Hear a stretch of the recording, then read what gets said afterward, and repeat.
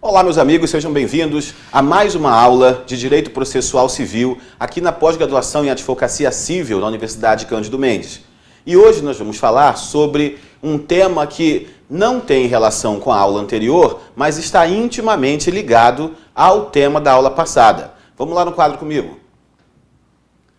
Aí a nossa pós em Advocacia Civil, a gente aproveita para relembrar que existe um livro envolvendo essa pós-graduação, Pós em Advocacia Civil, Manual do Advogado Civil. Pode botar a tela cheia e vamos relembrar o que a gente falou na última aula. Na última aula eu falei com vocês o seguinte, que existe uma configuração muito famosa, que é essa aqui, ó, juiz, autor e réu. E disse também que essa configuração representa a configuração mínima da relação processual. Ou seja, o mínimo que eu preciso para que exista uma relação processual é um juiz, um autor e um réu. Eu disse também que nada impede que eu tenha nessa relação processual uma configuração maior do que a configuração mínima. Eu posso ter mais de um autor e ou mais de um réu nesse processo, e também posso ter pessoas estranhas ao processo, que eu vou chamar de terceiro, intervindo nessa relação processual. Toda vez que eu tiver uma relação processual com uma configuração maior do que a configuração mínima, quando eu tiver uma relação processual que tenha mais de um autor e ou mais de um réu, ou pessoas estranhas, terceiros, intervindo nessa relação processual, eu tenho um fenômeno chamado pluralidade de partes. Volta na tela comigo. A pluralidade de partes pode, então, se configurar de duas maneiras. Quando eu tenho mais de um autor e ou mais de um réu, nós temos o instituto do litisconsórcio, que foi o que falamos na aula passada, e quando eu tenho terceiros intervindo nessa relação processual, eu tenho a figura da intervenção de terceiros. Esgotamos o litisconsórcio em duas aulas anteriores, a gente começa hoje uma série de aulas falando sobre a intervenção de terceiros. A primeira coisa que a gente tem que falar, e aí pode voltar comigo, a primeira coisa que a gente tem que falar não é ingressar direto nas formas de intervenção. Na maioria dos livros que a gente lê sobre esse tema, intervenção de terceiros, o que a gente vê é o autor dizendo, intervenção de terceiros podem ser assistência, nomeação, autoria, denunciação da lide, chamamento ao processo, e aí falava aquela série de formas de intervenção. Isso lá na época do Código Velho. E aí acabava essa parte inicial dizendo quais eram as formas de intervenção, ponto parágrafo, embaixo, assistência. E já começava direto na primeira forma de intervenção. Agora, em tempos de novo código, infelizmente a gente ainda vê muitos livros fazendo exatamente isso. Dizem quais são as formas de intervenção e começam a explicar direto a primeira forma interventiva. Nós vamos fazer um pouco diferente. Tanto no livro que eu lancei quanto nessa pós-graduação, nós vamos fazer um pouco diferente. Nós vamos fazer uma teoria geral das intervenções de terceiro e depois a gente entra nas intervenções em espécie. Vamos lá no quadro comigo no cantinho lá, nós dois. Nós dois juntos. Isso. Lembra quando a gente estuda recursos, por exemplo? Dentro de recursos a gente tem teoria geral dos recursos e recursos em espécie. Não é assim que funciona? Então, vamos fazer a mesma coisa com as intervenções de terceiro. Esse tema, intervenção de terceiro, pode ser dividido em duas partes. Primeiro eu tenho a teoria geral das intervenções de terceiro e depois as intervenções em espécie. São elas assistência, denunciação da lide, chamamento ao processo e assim por diante. Daqui a pouco a gente fala sobre isso. Ok? Vamos na tela cheia.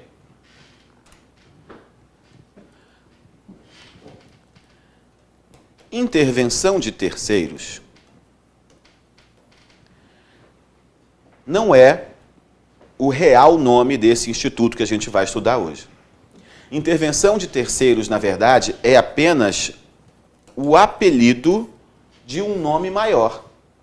Quando se fala em intervenção de terceiros, na verdade, o que se quer dizer é a intervenção de um terceiro no processo civil. Volta comigo. Intervenção de terceiros, na verdade, é só o nome curto de a intervenção de um terceiro no processo civil. Eu sei o que é intervenção, alguém vai entrar no processo. Eu sei o que é o processo civil. Só falta eu saber o que é terceiro.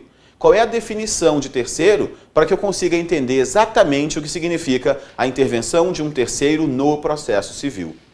E aqui vocês vão presenciar agora um fenômeno raríssimo no direito. Aqui vocês vão presenciar agora uma unanimidade. Vocês vão assistir agora, eu vou dizer para vocês algo que é pacífico no direito. Isso é raro, né? A gente tem uma brincadeira que diz que nem o oceano é pacífico, quanto mais alguma coisa no direito. E aqui nós temos uma unanimidade. O conceito de terceiro. Todo mundo concorda que o conceito de terceiro deve ser alcançado por negação. Terceiro é todo aquele que não é parte. Vamos no quadro. Terceiro é todo aquele que não é parte. Então eu tenho juiz, autor e réu. Qualquer pessoa que esteja do lado de fora desse processo, eu vou chamar de terceiro. E quando um determinado terceiro ingressa no processo civil, eu tenho esse fenômeno da intervenção de terceiros. Tranquilo isso? Ok. Outra informação dentro da teoria geral é que a intervenção de terceiros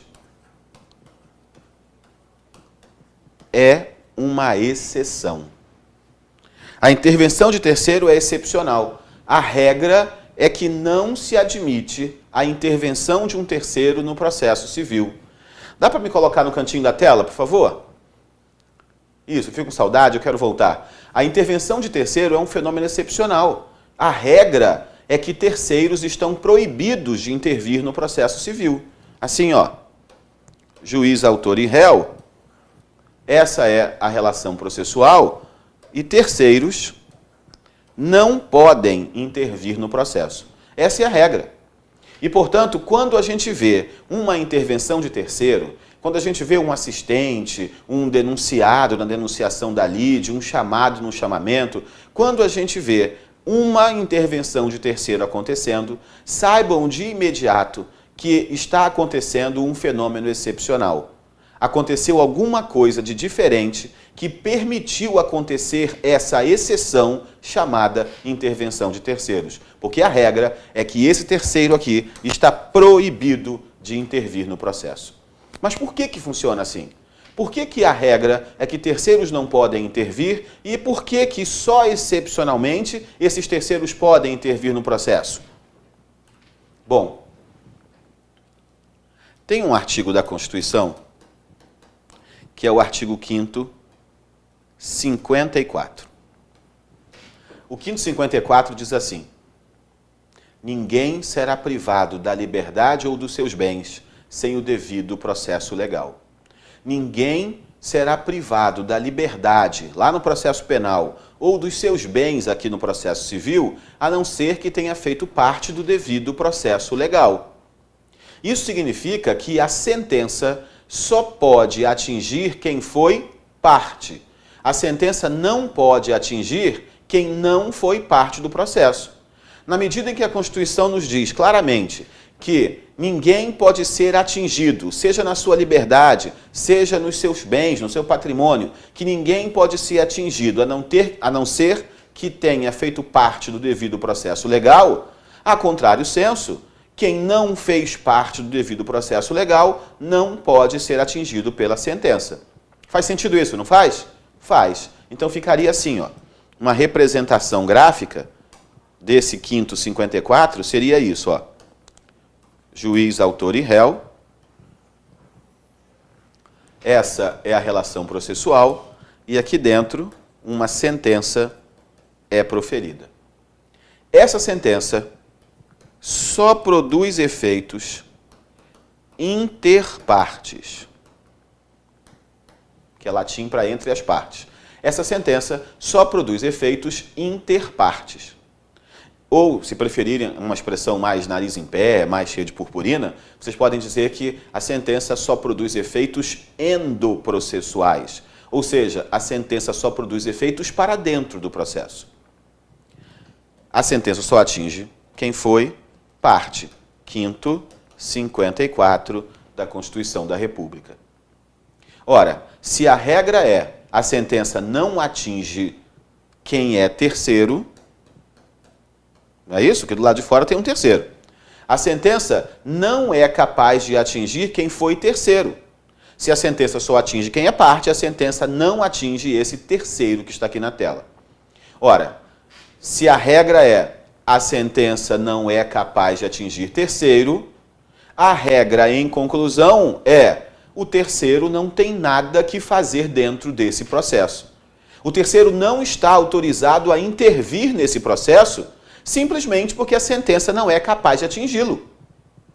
Fácil isso, não é? É. Regra, a sentença não atinge terceiro. Regra, em conclusão, o terceiro não está autorizado a intervir no processo.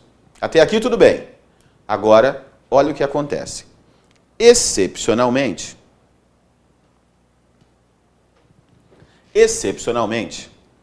essa sentença aqui, ficou muito claro, né? Essa sentença produz efeitos para as partes, mas também produz efeitos para fora do processo, atingindo a esfera jurídica de terceiro. Excepcionalmente, a sentença, além de atingir as partes, também atinge um terceiro.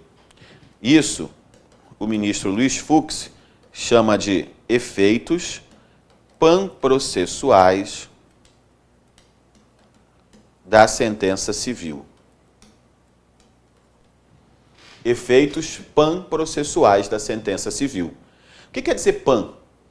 Pan, eu nunca esqueci disso. Lembra que a Terra hoje é assim, né? Eu sou péssimo nisso, tá?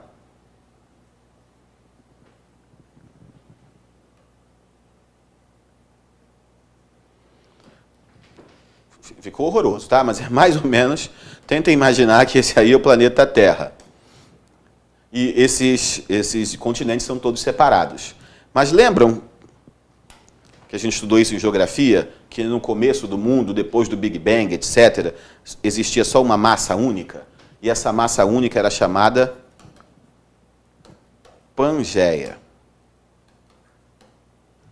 Lembra? É isso aí. Geia vem de gel, que significa terra, e pan significa tudo ou todo.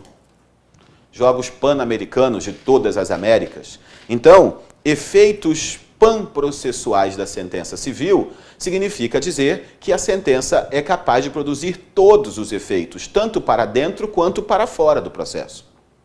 Toda vez que excepcionalmente, vejam, isso é uma exceção, toda vez que excepcionalmente a sentença produzir efeitos para fora do processo, também atingindo esse terceiro aqui, aí esse terceiro passa a ter o direito de intervir no processo. Porque já que a sentença é capaz de atingi-lo, ele passa a ter o direito de intervir no processo, para fazer parte do processo em que a sentença pode atingi-lo. Porque já que a sentença é capaz de atingi-lo, ele tem o direito de fazer parte do devido processo legal. Fácil isso? Volta comigo, tela cheia. Então funciona assim, ó. Regra, a sentença não atinge terceiro. Regra em conclusão, o terceiro não está autorizado a intervir no processo. Exceção, a sentença pode atingir o terceiro. Exceção em conclusão, nesses casos o terceiro tem o direito de intervir no processo. É fácil isso? Fácil, tranquilo? Volta na tela cheia comigo. Isso, a outra. A outra, cheia, grandona. Isso, beleza. Então, percebam que o devido processo legal faz uma maravilha aqui. O devido processo legal proporciona algo que também é raro no processo. O devido processo legal explica tanto a regra quanto a exceção. Como é que é isso? Como é que o devido processo legal pode explicar tanto a regra quanto a exceção? Fácil. Regra. A sentença não atinge terceiro porque o devido processo legal exige que a sentença atinja apenas quem fez parte do processo. Ah, mas quando excepcionalmente a sentença for capaz de atingir terceiro, aí o terceiro está autorizado a intervir no processo legal, porque ele tem o direito de fazer parte do processo cuja sentença pode atingi-lo.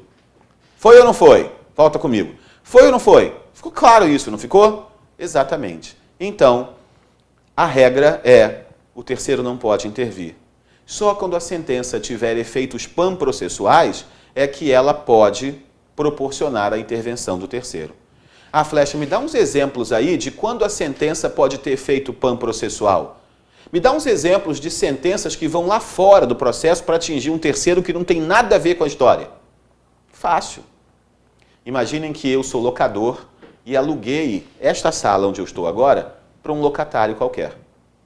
O nosso contrato tem uma cláusula que admite a sublocação e o locatário efetivamente usa essa cláusula e subloca o imóvel. Então, vamos dar nomes? Flecha é o locador, Alessandro é o locatário e Rui é o sublocatário. Numa ação de despejo proposta pelo locador Flecha, quem é o locatário? Alessandro. Então, o réu é o Alessandro. Sentença: determina o despejo do réu locatário Alessandro. Essa sentença vai atingir o Rui? Claro que vai. O Rui é o sublocatário que está usando lá o imóvel. E na hora que despejar, quem vai ser despejado? Quem estiver lá dentro do imóvel.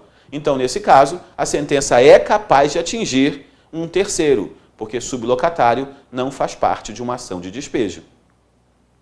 Pega as mesmas pessoas, Alessandro e Rui, que são os meus diretores aqui hoje. Pega esses dois, nós três, aliás. Eu sou credor e eu empresto para eles dois 100 mil reais para eles improvisarem aqui. Aqui no estúdio, eles querem dar uma melhorada aqui no estúdio, aí eu empresto 100 mil reais.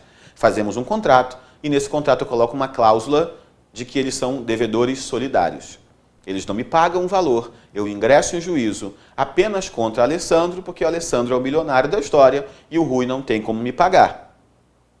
Nesse caso, a sentença que condenar o Alessandro a me pagar atinge o Rui?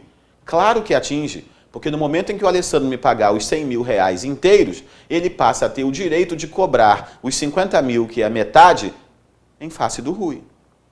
Então, é claro que, em algumas raras hipóteses, a sentença é capaz de atingir o terceiro.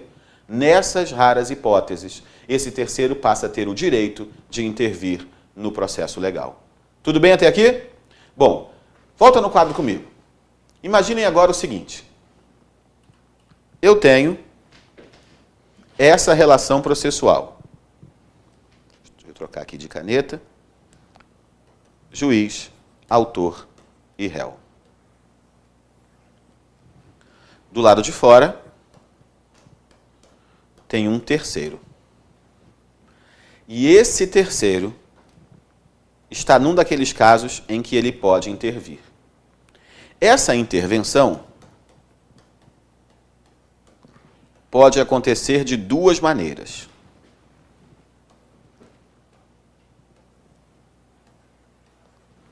Primeira, esse terceiro nem sabe da existência do processo. Esse terceiro está do lado de fora, garoto, tranquilo, serelepe, pimpão, não sabe nem que o processo existe.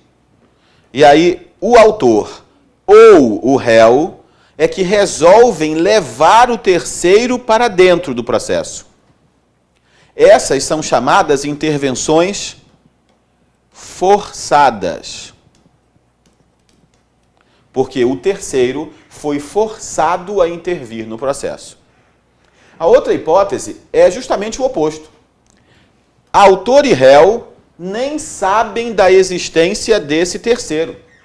Autor e réu não estão nem aí se terceiro existe, se ele vem, se ele não vem, não estão nem aí. Não estão interessados no terceiro. O terceiro é que sozinho soube da existência do processo e resolveu intervir nesse processo. Essas são chamadas intervenções voluntárias. Então vejam, intervenção voluntária, o terceiro voluntariamente resolve intervir. Intervenções forçadas, autor ou réu é que forçam o terceiro a vir para dentro do processo. As intervenções voluntárias são assistência,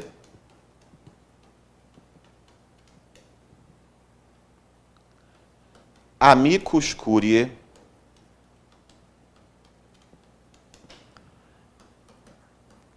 e recurso de terceiro. As intervenções forçadas são denunciação da lide. E pelo amor de Cristo, não chama denunciação a lide craseado. Está muito, muito, muito errado. Denunciação da lide, chamamento ao processo e incidente de desconsideração da personalidade jurídica. Essas são as 6 formas de intervenção de terceiro que existem. Ah, Flecha, são só essas 6 formas que existem? Vamos botar nós dois, a tela e eu no cantinho? Essas são as 6 únicas formas que existem? No código, sim. Mas existem outras 2 formas de intervenção que estão fora do CPC. Tem uma, que eu vou chamar de 7ª, então, né? Já tem 6 lá. A 7ª é a intervenção na ação de alimentos. E a 8ª, a intervenção anômala da união. E aí nós temos essas 8 formas de intervenção de terceiro. Essas 6 aqui são as 6 previstas no CPC e na legislação extravagante tem essas 2. Uma no Código Civil, quando fala de alimentos, e uma numa lei específica falando sobre a união, que é a intervenção anômala da união. Ok? A gente fala, então, a partir do próximo bloco, de cada uma dessas formas de intervenção. É claro que a gente vai gastar muitas aulas falando sobre isso.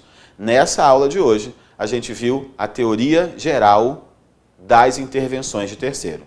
Daqui para frente, a gente passa a ver assistência, denunciação, chamamento e assim por diante. Ok? Tchau, tchau.